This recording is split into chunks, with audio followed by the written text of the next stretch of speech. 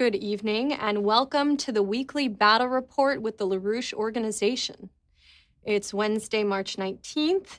I'm Michelle Aaron, your host. This past week, activists with the LaRouche Movement were out all over the United States talking to people. What kind of responses did we get? Yeah. We're all lied to. Really? Just to get into office. He's making Do peace. you honestly see what is going on? Yeah, he's talking to Putin. He's going to talk to Xi Jinping. Oh, yeah, and Putin is just a role model of all kinds. I think he is. I like Putin a lot. Oh, my God. Yeah. Yeah, okay. He's a real statesman. To make peace. He was on fire.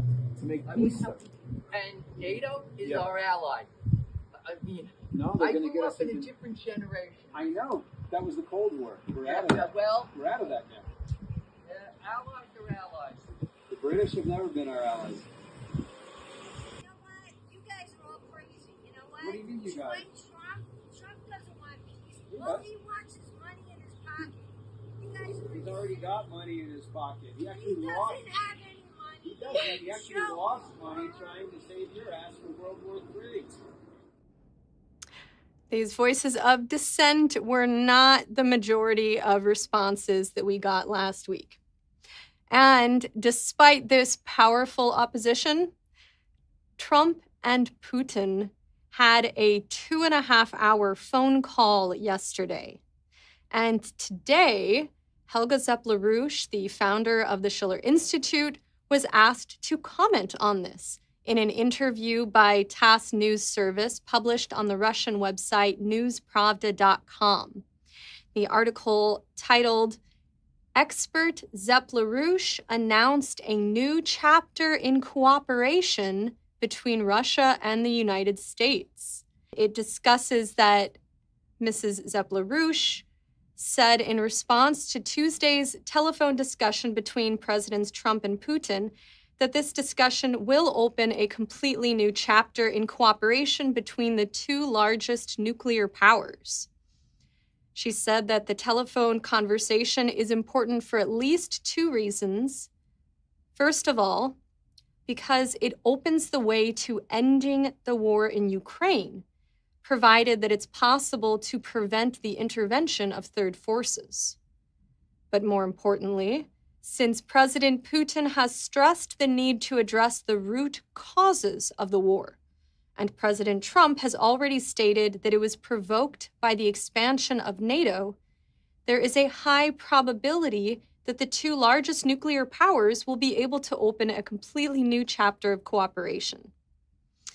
And Mrs. Zepp-LaRouche also drew attention to those following the reaction of European nations to this peace process, to the striking contrast between the results of the conversation between Putin and Trump and the vote in the German parliament, the Bundestag, for amendments allowing Berlin to receive a potentially unlimited military loan. And she said that the vote was organized in such a way that it made the word democracy a farce. So this development, this profoundly potent phone call, was folded right away into the organizing today by LaRouche organizers deployed in Washington, D.C. We have a report from a Schiller Institute delegation with Gerald Belsky, retired Colonel Earl Rasmussen, and Neil Martin on their meetings in Congress to create a new security architecture. Okay, hello, this is Gerald Belsky with the Schiller Institute, and I'm here with a delegation that's visiting congressional offices about the need for new security architecture right after the historic conversation between President Trump and President Putin, which has shaken up a lot of people. We're especially meeting with offices which are very interested in what we have to say, by the way, who are on the subcommittee on Europe of the House Foreign Affairs Committee, or are on what's called the NATO Parliamentary Assembly. So these are offices that have to deal with Europe. And what we're telling them is obviously there's a disconnect between London and France going for a military buildup for war with Russia, while President Trump is trying to go for peace with Russia. And the question is, what gives? What do we do? And these are people who are obviously concerned because their offices have to deal with Europe. And what we're telling them with the packet of literature we're getting out is that we have to go with a new security architecture, as Helga LaRouche has laid out. And that security architecture has to involve the economic development of all nations. Now, we've told them, therefore, we have to get rid of the British special relation.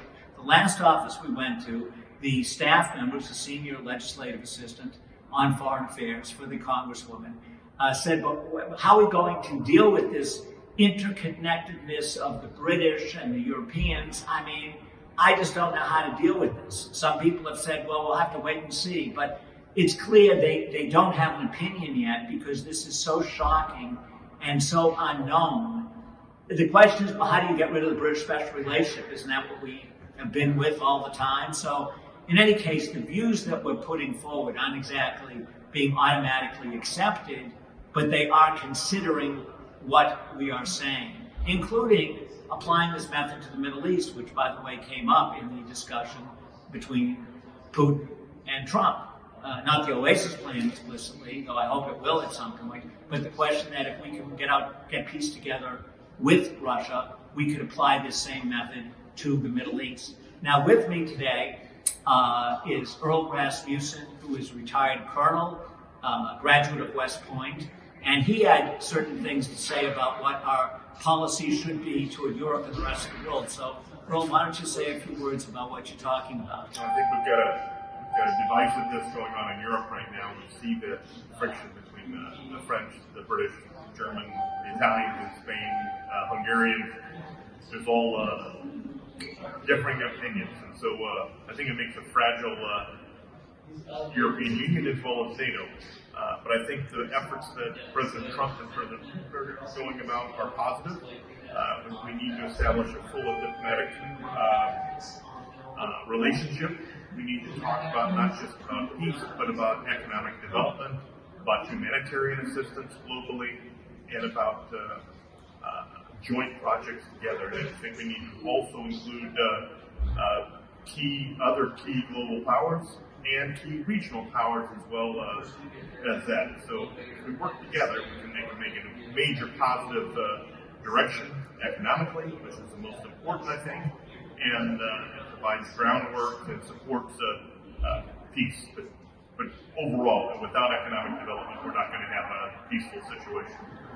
And then on the question of economic development, we have with us Neil Martin, who's our expert on the American system of Henry Carey and Alexander Hamilton, and we were bringing that into the meeting. So why don't you say a few words, Neil?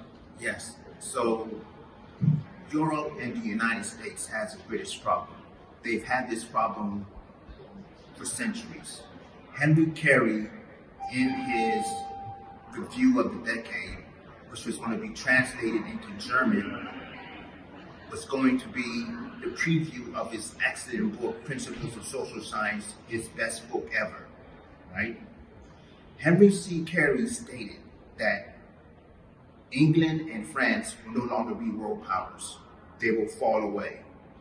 Meanwhile, the United States of America, Germany, and Russia will be the future powers. Imagine a political economist or a politician stating that Germany, Russia, and the United States will be the future powers. Henry C. Carey said the way that these countries are going to become future powers is you're going to put the producer side by side of the consumer. This means having an economy organized around domestic commerce. This will lead to national sovereignty, and other nations would follow that because the United States of America, Germany, and Russia will push that model and advocate for all countries to be sovereign economic-wise. So we gave a lot of these offices, or at least I should say we gave the offices we're meeting with a lot to think about. It's pretty clear that we're entering a new era of history, and if they're going to ever figure out what's going on, they're going to have to follow what the Schiller Institute and what the LaRouche Movement is calling for. And that is why the enemy, the British Empire, went after Lyndon LaRouche. And frankly, that's why we can win today. So thank you very much. We will conclude tonight's report back in the Washington, D.C. area, but first, we're going to visit organizing activity all over the United States. We are starting with some organizing that Chris Sayre and I did last Friday out on Long Island, New York. Hello, this is Michelle Aaron with the LaRouche Organization, organizing out on the public sidewalk in New Hyde Park, Long Island, where we have talked to so many people today. I was blown away not having come out in a while, and how many people are stopping to support our work to create peace and stop wars and develop a real economy for the United States. And then also some plenty of unfavorable but very animated responses as well. Chris Sayre is going to tell you that. Hi, this is Chris Sayre. As Michelle said, we're out here organizing in New Hyde Park. I want to point out one of the key signs: China and Russia are not the enemy, global Britain is. This is the point that we've been making, is that the faction that would want to stop Trump from making peace is this global British empire. And more people are actually understanding that, and very interesting, that they want to get our literature, they want to understand more, they want to, a lot of positive reactions to our sign over here. U.S. out of NATO. Of course, some real freakouts as well. But some people so happy to see that and just coming right over and saying, we're so glad to see you here. Yes, we should get out of NATO. NATO is aggressive. They've been trying to start a war with Russia. Why do we need war? So we're then laying out the solution, which is that we could retool this military-industrial capability, which does have an engineering capability, obviously, but retool it for peace with great projects of economic development in the United States.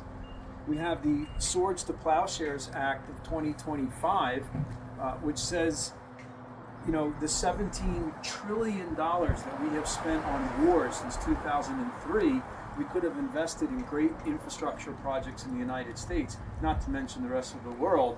So we're getting a really tremendous response out here today.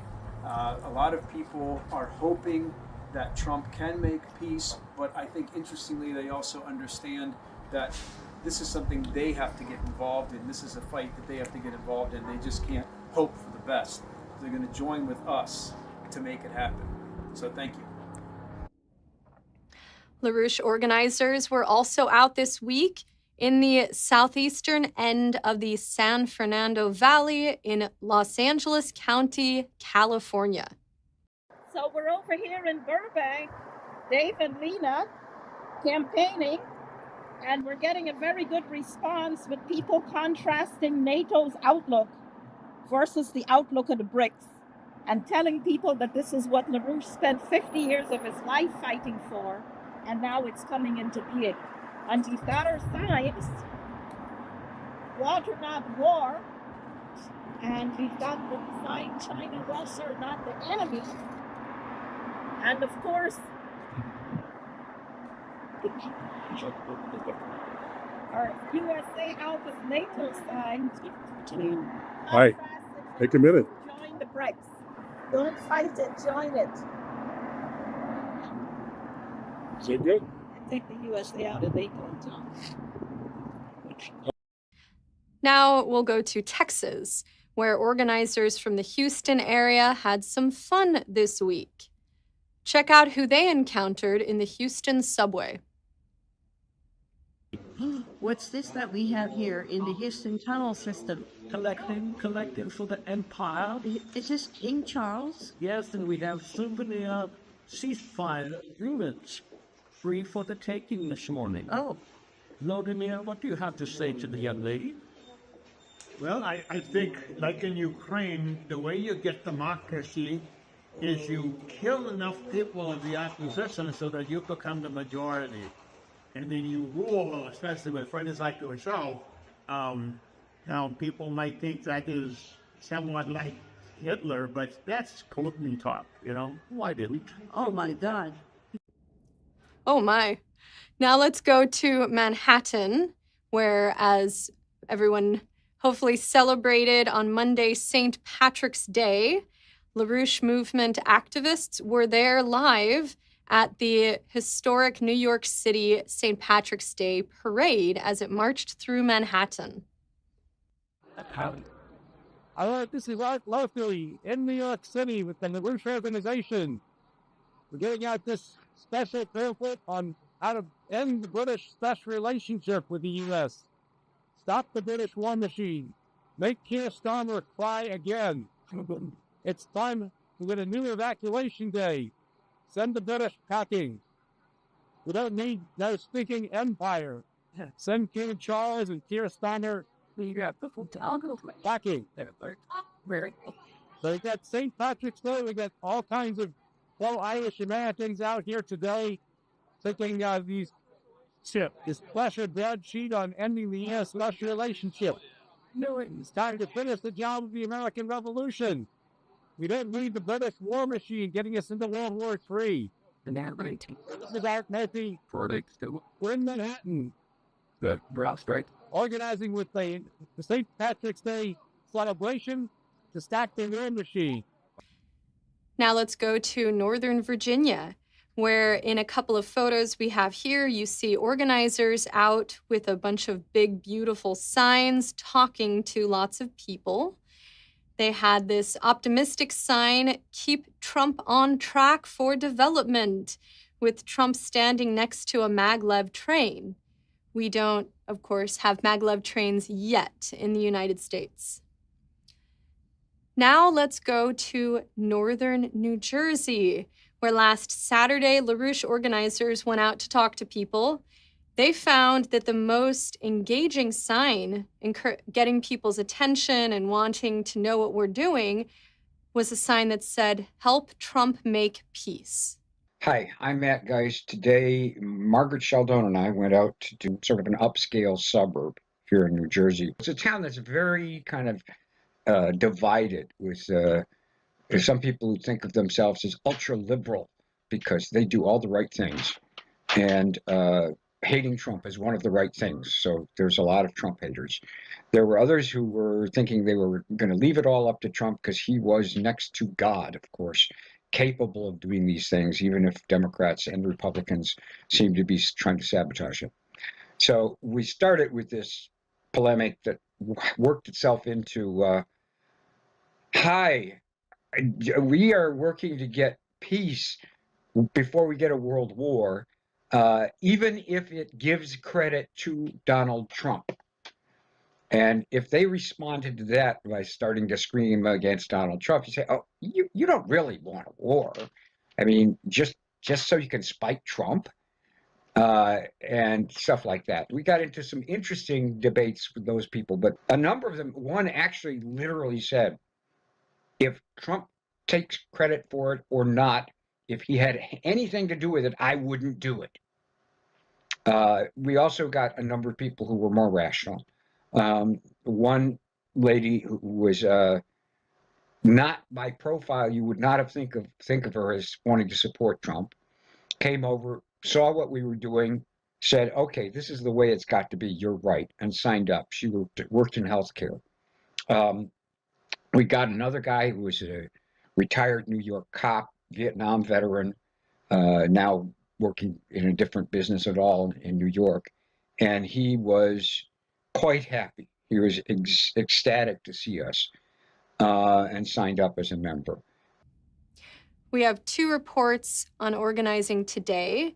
First, we'll go to New York City, where LaRouche organizers went to find and meet students to present an optimistic vision for the future. The sign you'll see in this video reads, 3 billion new jobs by 2050. And it shows a world land bridge map and highlights the Oasis Plan and the recently completed Chancay port in Peru, which is one of the only ports in the world capable of receiving the biggest container ships, which was just recently completed in collaboration with China. Okay, so hi, this is Asika Burke. We're at the one of the university in Manhattan. We have this beautiful land bridge sign that we are organizing students around this new paradigm where mankind is not an animal. And we presented this as a necessary war avoidance strategy, given the discussion that's taking place between Trump and Putin. We have to bring in this new peace, global peace proposal as a war avoidance strategy, and a lot of good response from the student. One of the students was so moved that she not only signed up but started to cry in the middle of the briefing. And so a lot of receptiveness. There are a lot of engineering students, so I was asking them, hey, can you help us build this? And a lot of students, some of the students really got kicked out of it and signed up. So that's what we're doing. Now let's go to the North Shore of Long Island, New York, where today we had another campaign deployment. Hi, good afternoon. It's Chris Sayre from the LaRouche Organization. I'm out with my buddy Don here, and we're in Locust Valley, New York, and we are campaigning to help Trump make peace. Now, that doesn't mean that we're cheerleading for President Donald Trump, but we are making a very important point to people that the fact that he's talking to Putin, spoke with Putin for 3 hours yesterday, that is quite important. And that's going to be important for peace in the Middle East as well as peace in Ukraine. And hopefully he'll be talking to Xi Jinping very soon as well, because these three leaders together can actually bring about peace. And that's the message that we are getting out to the American people. The enemy is BlackRock. The enemy is the British Empire. They want war. We've got to move for peace, retooling for peace, bringing back our great industrial, agricultural, and scientific capabilities as a nation, and working with other nations. Blessed are the peacemakers. This is the point. So we're letting people know that this is not a cheerleading team. We're navigating through treacherous waters. The British do not want peace. They're doing everything in their power to sabotage it. And the LaRouche movement knows better than anybody the history of the fight against the British Empire. And we're educating our fellow American citizens that that is the issue right now in this 250th year of our independence. Talk to you soon. Now let's go back to Texas, where Joe Jennings of the LaRouche Movement attended a Tea Party meeting in an area north of Houston last night. During the question and answer segment of the meeting, Joe helped to shape the discussion by posing a question that put a very important issue on the table to get the response of the speaker, but also everyone else in the meeting got to hear this important question. Hi, one executive order which really gives me the creeps is this one that legitimizes cryptocurrencies, a strategic reserve at the Treasury. Tea parties came into existence around a bubble that was created around mortgages, and when that all crashed, the taxpayers were stuck with the bill. And one of the biggest beneficiaries of that swindle was Larry Fink at First Boston. And now Larry Fink runs BlackRock, the biggest dealer in crypto.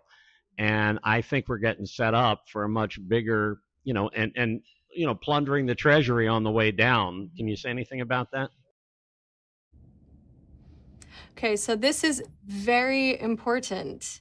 Everyone watching this program should be going to meetings, looking for meetings to go participate in. In the coming weeks, there's going to be a lot of congressional town hall meetings. When you go to the meetings, you can hand out flyers, you can talk to people.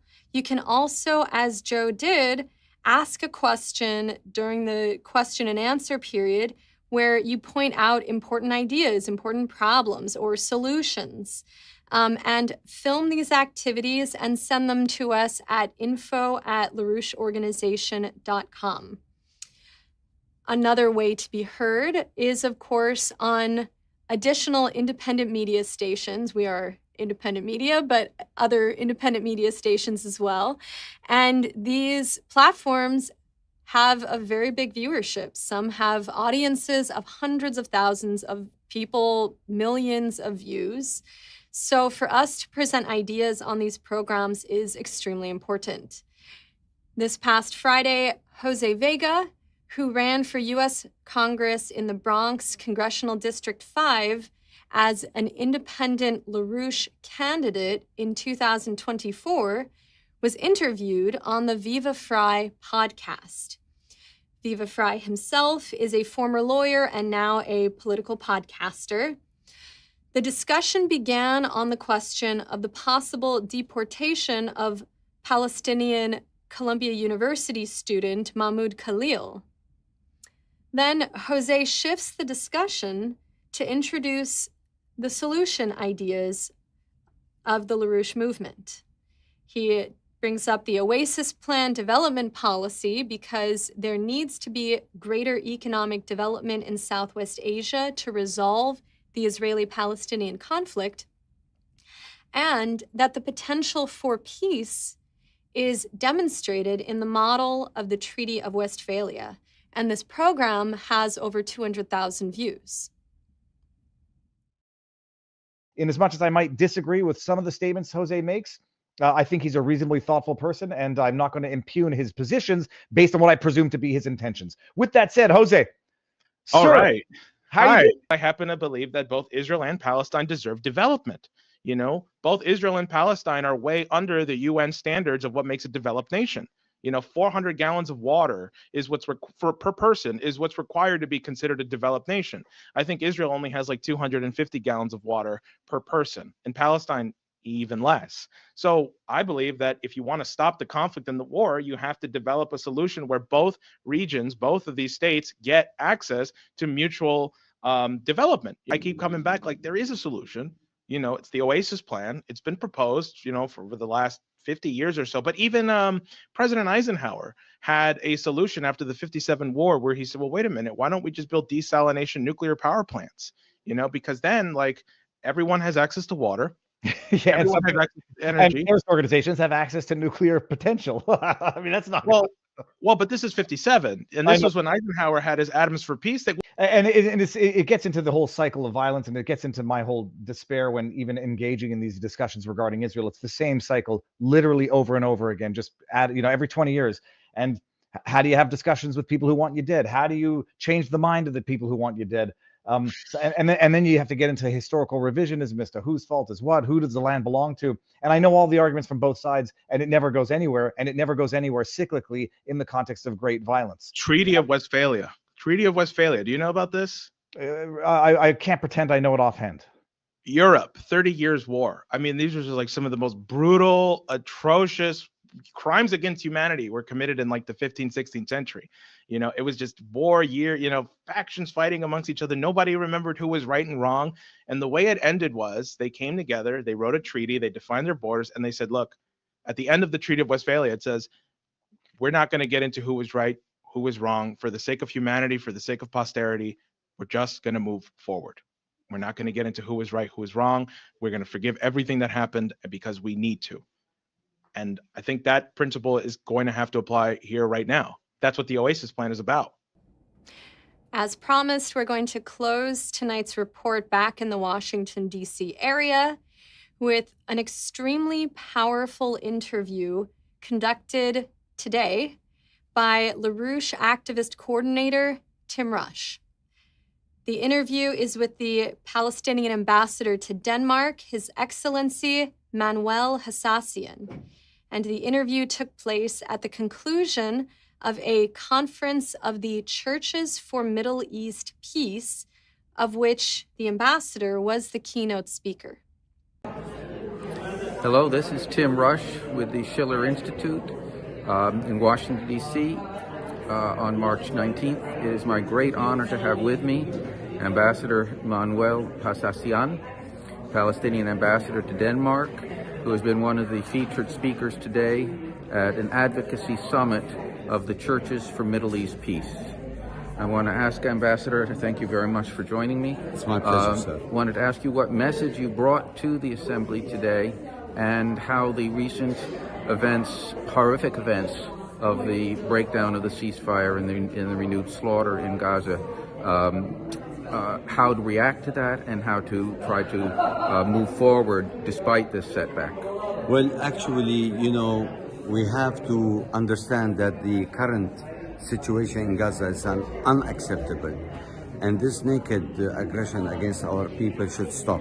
I came here with a message for the church leaders to strengthen the words of peace and justice, and to work diligently with the respective governments to put pressure on Israel to stop this war, and to go back basically to peace negotiations, to strike out our differences, you know, in a peaceful way rather than through arms and bombs and what have you.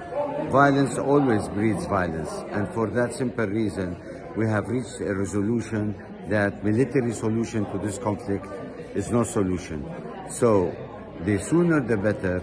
We have, the dust should settle down, we should have peace, and life goes on.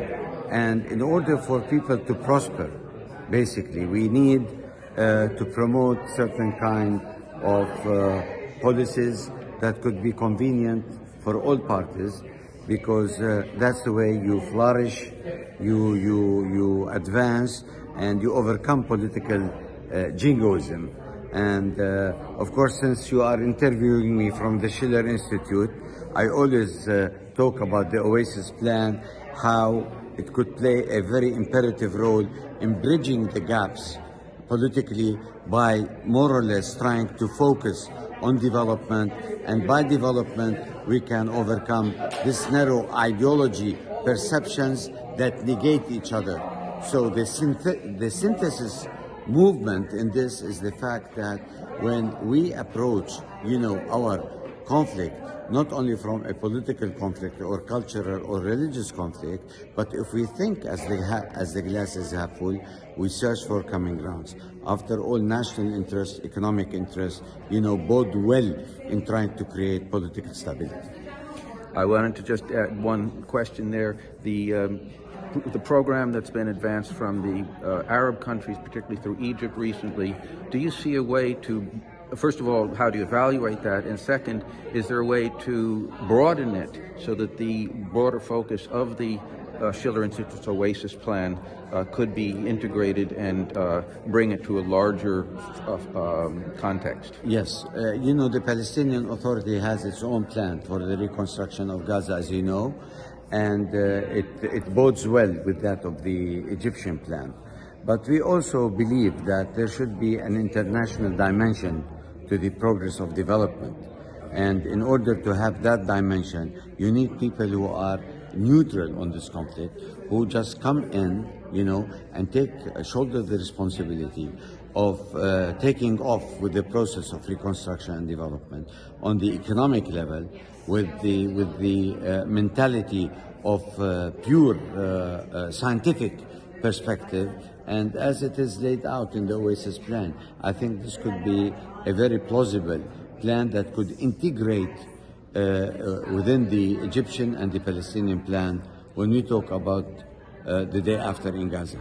And therefore, we could give that international dimension to it, where it becomes more legitimate, more acceptable by the international community, to see the international dimension being infused basically within this overall comprehensive plan of reconstruction that could be acceptable to all. And I don't think the Americans would, would object to that, neither the Europeans, because the Oasis plan has been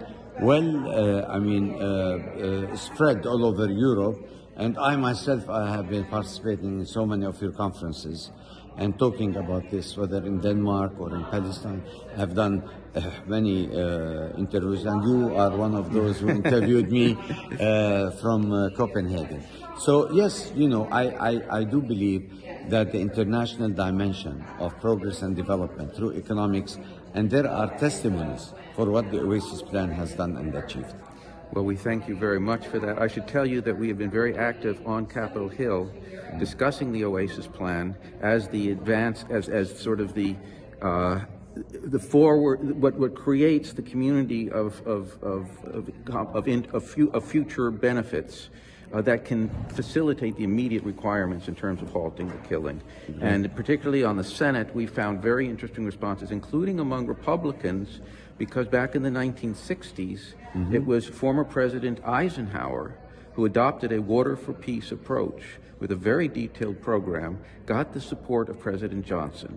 So it was a bipartisan effort.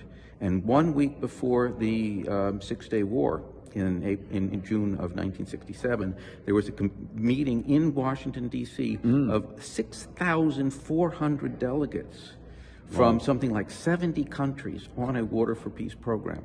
And it got derailed basically because of dynamics unleashed by the Six-Day War. So today we believe that we can pick that up. Exactly. Inshallah. And we very much embrace everything that you're doing, and thank you very much. Thank you very much for joining us. We will